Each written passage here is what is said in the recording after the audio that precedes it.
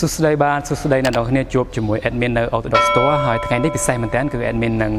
เลิกเยอะอุปกรณ์มวยโมเดลที่คืออุปกรณ์สแกนตุ่มเนิบเราบอกกรมพลสินค้าประเทศอเมริกคือโมเดล Thinktool PD8 level Diagnostic tool นั่นเราเนี่ยคือพิเศษเหมือนกันวันนี้ตุ่มเนิบนั่นเราเนี่ยคือ level เนี่ยคือโรงจักรดัตหา OE level คืออาจเธอการเงียบานโดยสแกนโรงจักรจังหอยbi-directional tool วิอาจเป็น actuator ระบบรถยนต์บานกรุ๊ปมากกรุ๊ปโมเดลแต่ไม่ได้ตุ่มเดิมเหมือนกันจังเติมเหมือนมินนะโอเคสินค้าคือเจ็บในมือในกรมพลลันประเทศอเมริกเจ็บกรมพลนอมเกะข้างภายในบริษัทอุปกรณ์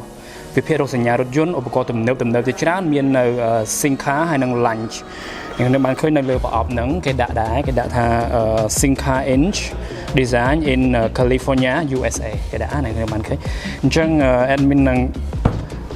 บางประอบมวยนังให้นังធ្វើការรีวิวវានឹងប្រើប្រាស់វាជាក់ស្ដែងតើអ្នកបានឃើញថាវាសមត្ថភាពវាខ្លាំងប៉ុណ្ណាស្កែនខ្នាតធំហ្នឹងគឺអ្នកដោះប្រអប់វាមកទាញអូខេនៅខាងក្នុងហ្នឹងគឺដូចដែលយើងបានដឹងចឹងឲ្យតែឧបករណ៍ professional ខ្នាតធំហើយវាមាន case ធំចឹងគឺ accessory នៅខាងក្នុងច្រើនមែនទែនអញ្ចឹង admin នឹងដោះប្រអប់មកនឹងណែនាំអ្នកនរគ្នានឹងធ្វើតេស្តសាកល្បងប្រើប្រាស់ឲ្យអ្នកបានឃើញថាសមត្ថភាពវាខ្លាំងប៉ុណ្ណាអូខេអញ្ចឹងនៅក្នុងប្រអប់ហ្នឹងគឺ admin ដោះមក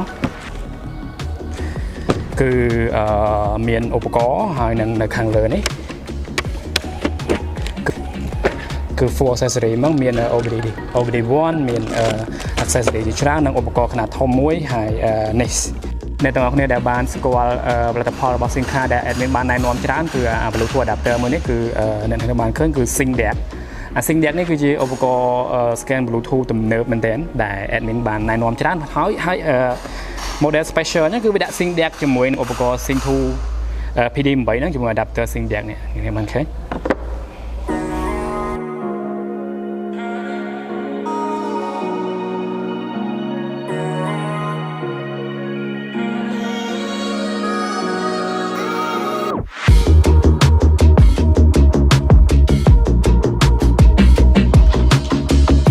អូខេហើយដើម្បីធ្វើការប្រើប្រាស់ហ្នឹងគឺងាយមែនទែនគឺយើងដោតឆ្នុក Diag របស់ Thinktool PD8 ហ្នឹងគឺគេហៅ communication device ដោតឆ្នុក Bluetooth ទៅក្នុងរុន scan របស់រថយន្តទៅហើយអ្នកទាំងនេះអាចធ្វើការតំណែងវាតាម Bluetooth ហើយបានឆ្ងាយធានាល្អមែនទែនអញ្ចឹងនៅលើអេក្រង់ហ្នឹងគឺមានមកជាមួយនឹងកម្មវិធីច្រើនមែនទែនអ្នកទាំងនេះបានឃើញគឺបើយើងចូលទៅ Diagnostic ហ្នឹងគឺឧបករណ៍ scan ហ្នឹងបង្ហាញថាអ្នកទាំងនេះបានឃើញគឺអាចធ្វើការងារជាមួយនឹងរថយន្តគ្រប់ម៉ាកគ្រប់ model 250 model ជាងគឺអាចធ្វើការបានអញ្ចឹងនៅប្រទេសកម្ពុជាយើងគឺមានឡានដែលនៅលើផ្លូវហ្នឹងគឺអត់បញ្ហាទេឡានអីក៏អាចស្គាល់ដែរអញ្ចឹងលក្ខណៈមួយទៀតហ្នឹងគឺលក្ខណៈពិសេសរបស់មួយទៀតហ្នឹងគឺវាមកជាមួយនឹង maintenance function គឺកម្មវិធីពិសេសអ្នកបានឃើញគឺមិនមែនតិចទេគឺ28 reset function គឺអាចប្រើការងារហ្នឹងទៅ reset ដូចជាប្រព័ន្ធ brake machine ប្រព័ន្ធចង្កូតអាគុយ ABS ពង EGR ប្រអប់លេខ big immobilizer ការធ្វើដំណើរទាំនិងការផ្ដល់សេវាកម្មដូចជាការ reset ស្បែកប្រាំង reset brake machine អីឧបករណ៍នេះអាចអនុញ្ញាតឲ្យអ្នកទាំងនេះធ្វើ full តែម្ដងគឺបានស្ទើរតែទាំងអស់គឺ28 reset function ហើយបានគ្រប់ម៉ាក់គ្រប់ model ពិសេសណាអញ្ចឹងវាក៏មកជាមួយនឹងលក្ខណៈពិសេសមួយទៀតគឺវាអាច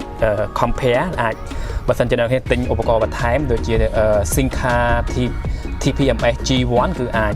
តំណែងគ្នាបានអ្នកគ្នាបានឃើញហើយនឹងមកជាមួយនឹង module ព្រោះឧបករណ៍ហ្នឹងវាមាន accessory បើសិនជាអ្នកណាត្រូវការ video scope ឬក៏ audio scope អាចទិញមកហើយអាច connect ជាមួយវាបានអាចប្រើលើបានណាអញ្ចឹងមានច្រើនកុំឲ្យខាត់ពេកគឺ admin សាកចូលទៅសាកល្បងធ្វើតេស្តឡាន Lexus OH 350មួយហ្នឹងគឺ scan ដោយសារឡានហ្នឹងគឺមានបញ្ហាច្រើនណាមានលេខកូដបញ្ហាច្រើនមានលេខ load check ហើយនឹងមានបញ្ហា ABS អញ្ចឹង admin ចូលទៅ diagnose ហើយជ្រើសរើសយក Lexus អ្នកនឹងអាច search បានអាច search បានឬក៏អាចឲ្យវា automatic អានលេខកូដបញ្ហាអានលេខ VIN ក៏បានដែរអញ្ចឹង admin ចុច search ចុច Lexus ទៅហើយយើងវាបង្ហាញមកចេះគេបានឃើញយើងចុច OK អញ្ចឹងមុននឹងប្រើប្រាស់គឺនឹងត្រូវ set up area គឺចង់ដឹងថាឡាននឹងនៅអាមេរិកឬក៏នៅជប៉ុនឬក៏នៅអាមេរិកខាងត្បូងនៅកាណាដានៅអីចឹងមើលលេខ VIN អញ្ចឹងលេខ VIN គឺលេខតួរបស់ឡានហ្នឹងគឺក្បាលចាប់ផ្ដើមមកលេខ2គឺនៅកាណាដាគឺឲ្យមាន set up នេះវាអាចនៅអឺរ៉ុបនៅអាមេរិកនៅជប៉ុនអញ្ចឹងជា North America ហើយអ្នកនេះអាចចូលទៅលេខ16 pin នេះគឺ standard សប្តាហ៍ថ្ងៃគឺយក16ហ្នឹងដោយសារឡានទំនើបសប្តាហ៍ថ្ងៃមកជាមួយឆ្នុក OBD2 16រុនអញ្ចឹងយកលេខ16ទៅឧបករណ៍នឹងធ្វើការតំណាក់តំណងជាមួយ module បញ្ជាដល់ស្វ័យប្រវត្តិអញ្ចឹងវានឹងអានលេខបញ្ហាឬ option វាហើយវានឹងបង្ហាញព័ត៌មានរបស់រថយន្តហ្នឹងគឺឡានសាំងហើយមានលេខកូដម៉ាស៊ីន 2GRFE 2010 ឆ្នាំ model OX 350 Lexus លេខ VIN បង្ហាញលើហ្នឹងហ្មងចុច OK ដោយដែល admin បាននិយាយអញ្ចឹងគឺវាមកជាមួយ full system diagnostic គឺអាច scan បានរថយន្តគ្រប់ ម៉ាកគ្រប់ model ហើយគ្រប់ប្រព័ន្ធតែម្ដងគឺអាចធ្វើការងារបានច្រើនរស់មែនតើរស់រវើកមែនតើគឺអ្នកអាចចូលទៅ system select អាចអានទៅអានលេខកូដបញ្ហារបស់ប្រព័ន្ធនីមួយៗទៅ scan ប្រព័ន្ធរបស់ powertrain chassis body ហើយអ្នកទាំងនេះអាចធ្វើការងារលឿនធ្វើសុខភាពវាដូចចុចទៅ report here report ដូចនេះគឺឧបករណ៍នឹងអានសុខភាពនិងវិភាគរោគសញ្ញារបស់ម៉ាស៊ីនគ្រប់ប្រព័ន្ធតែម្ដងហើយវានឹងលោតបញ្ហាមកនេះបើសិនជាមានបញ្ហាម៉ាស៊ីនដូចវានឹងលោតលេខមកហ្នឹងមិនឃើញម៉ាស៊ីន ABS ប្រព័ន្ធផ្សេងហ្នឹងបើសិនជាដាក់ពណ៌ខៀវបានសុខភាពល្អបើសិនជាពណ៌ក្រហមបានន័យថាវាមានបញ្ហាអញ្ចឹងឧបករណ៍នឹងដើរខ្ញុំបានឃើញនាទីរាប់ហើយភាគរយនៃការវិភាគរោគសញ្ញាហ្នឹងវានឹងដើរអញ្ចឹងវាបង្ហាញអំពីល្បឿនរបស់វាគឺលឿនមែនតើអូខេ 92% 95 97នាទីដើរមួយនាទីជាងមួយនាទី14មួយនាទី15ប៉ុន្តែឥឡូវ scan បានរួចរាល់អញ្ចឹងបានន័យថាល្បឿនពេលដូចខ្ញុំបានឃើញអញ្ចឹងគឺប្រើ Android operating Android 10.0 version ហើយscreen display នេះ8 inch special មែនតើអញ្ចឹងលេខកូដបញ្ហាវាបង្ហាញដូចនេះបើសិនជាឡានមានបញ្ហាដូចដែលបង្ហាញអញ្ចឹងឡានមានបញ្ហាច្រើនដូចមានបាននិយាយអញ្ចឹងបញ្ហាដូចស៊ីម៉ាំងបញ្ហា AWAP គឺលោតមកច្រើនមែនតើបញ្ហា ABS ដែរវា core speed sensor គ្នាយើងធ្វើការដោះអគុយឬតាប់ឡូឡានលេខមួយនេះអញ្ចឹងលេខកូដបញ្ហានេះវាអាចលុបមកប្រេះផ្ដាស់ដោយសារដោះក្បាលអគុយអញ្ចឹងមានអត់ទាន់ clear ទេបើចង់ clear អញ្ចឹងសាក់ធ្វើរបាយការណ៍ឲ្យអ្នកខ្ញុំបានឃើញពណ៌បេតុងនេះថាមានសុខភាពល្អពណ៌ក្រហមនេះគឺប្រព័ន្ធ ABS ប្រព័ន្ធ body ប្រព័ន្ធម៉ាស៊ីនហើយនិងប្រព័ន្ធ Type Racer Motor System គឺមានបញ្ហាអញ្ចឹងសាកចុច report គឺ save វាយើងធ្វើការដាក់ព័ត៌មានឲ្យវាទៅហើយអ្នកនេះអាចវាយឈ្មោះវាយអ្វីបានហើយយើងចុច OK ទៅវានឹងចេញរបាយការណ៍ report ទៅក្នុងឧបករណ៍បើណាយើងអាច save ទិន្នន័យហ្នឹងទៅក្នុងឧបករណ៍ដើម្បីផ្ញើឲ្យអ្នកបើកបរផ្ញើឲ្យអ្នកឡានហ្នឹងតាមអ៊ីនធឺណិតព្រោះឧបករណ៍នេះអាចភ្ជាប់អ៊ីនធឺណិតបានផ្ញើទៅតាមបណ្ដាញសង្គមតាមអ៊ីមែលឲ្យបាននេះនេះរបាយការណ៍វានេះឃើញវា save បានណាគឺការងារបន្ទាប់ទៀតលើសពីការវិភាគរោគសញ្ញាការ scan ម៉ាស៊ីន scan ប្រព័ន្ធទាំងអស់របស់ម៉ាស៊ីនដោយប្រើឧបករណ៍ Thinktool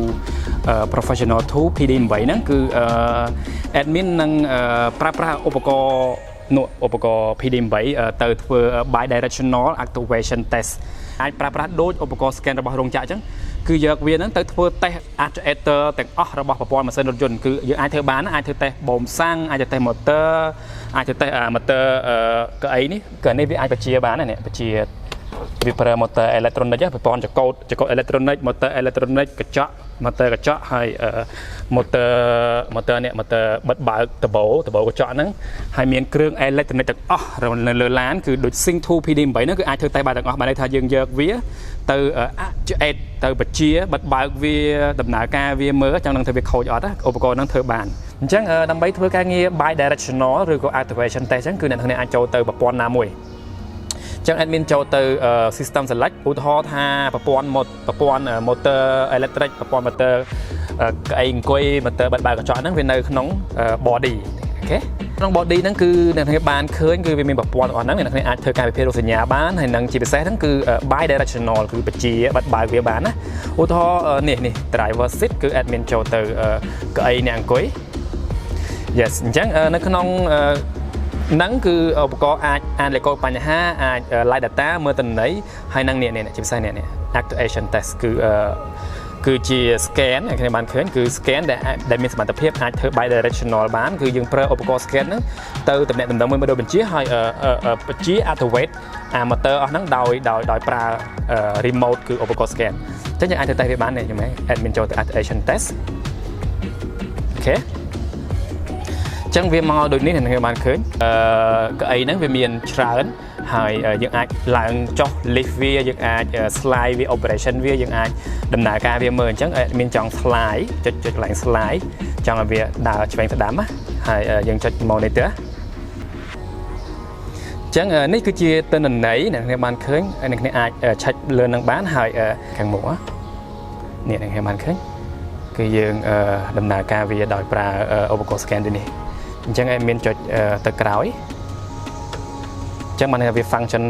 ប្រកក្តី motor ហ្នឹងយើងអាចធ្វើតេស្តវាអញ្ចឹងបានន័យថាជាពិសេសធ្វើតេស្តបូមសាំងថាវាបិទបើកវាដំណើរការអត់ធ្វើតេស្ត motor electric ធ្វើតេស្ត actuator ជាច្រើនដែលបំពាក់លើឡានទំនើបអូខេនៅនេះគឺ admin ទៅធ្វើតេស្តមួយទៀតគឺ motor ខាង motor កញ្ចក់ផ្នែក passenger គឺផ្នែកអ្នកដំណើរខាងនោះអញ្ចឹងយើងនឹងប្រើឧបករណ៍នេះទៅធ្វើតេស្ត motor មួយហ្នឹងណា down នឹងខ្ញុំបានឃើញចុចលើឧបករណ៍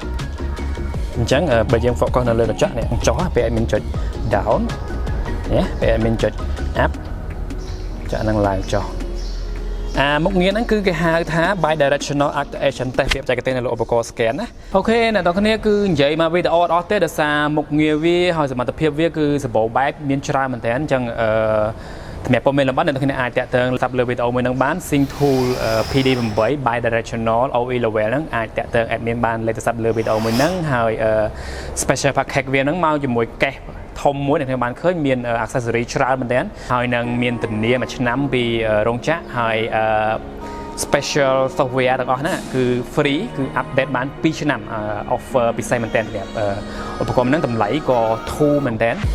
ប្រៀបធៀបជាមួយនឹងឧបករណ៍ Pro ជាច្រើននៅលើទីផ្សារអាចតាក់ទង admin លេខតាមលើវីដេអូមួយហ្នឹងបានហើយវីដេអូបន្តទៀតគឺ admin នឹងផលិតវីដេអូជាច្រើនទៀតអំពីឧបករណ៍មួយហ្នឹងជួបគ្នានៅវីដេអូក្រោយបាទចូលចិត្តវីដេអូមួយហ្នឹងកុំភ្លេចឲ្យមេដៃ admin ផង subscribe ជួយ channel របស់ពួកយើង link ក្នុងវីដេអូមួយហ្នឹង subscribe ជួយរូបកណ្ដឹងអរគុណច្រើនមែនទែនជួបគ្នានៅវីដេអូក្រោយបាយបាយ